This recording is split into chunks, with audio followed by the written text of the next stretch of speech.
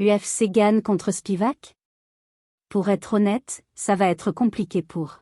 Mais avant de continuer, je vous invite à vous abonner à la chaîne, et aimer la vidéo si vous êtes nouveau à la chaîne, et surtout activer la cloche de notification pour être toujours informé en continuation des actualités récentes. Si tout cela est fait, on peut continuer. Défait face à Jon Jones, Ciryl Gane compte sur l'UFC Paris pour relancer sa carrière, à condition de remporter sa prochaine victoire. Cependant, avant son combat contre Serghei Spivak, les pronostics demeurent incertains.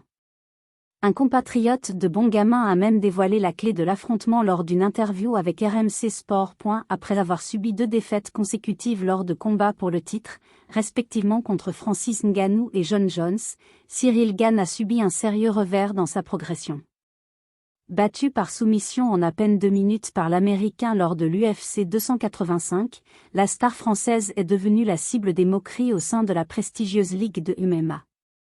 Autant dire qu'il ne peut se permettre la moindre erreur lors de sa prochaine incursion dans l'octogone. C'est à l'occasion de l'UFC Paris que Bon Gamin, qui avait déjà connu une expérience positive en 2022 contre Tai Tuivasa, se produira à nouveau. Cette fois-ci, le protégé de Fernand Lopez affrontera Serghei Spivak, connu pour être un lutteur redoutable au sol. Un point faible notoire pour le Français, que son adversaire ne manquera pas d'exploiter dès que possible. Si l'on se réfère aux défaites contre Ngannou et Jones, il est clair que cette analyse est tout à fait valide. Le tricolore dispose donc de quelques semaines supplémentaires pour corriger cette faiblesse.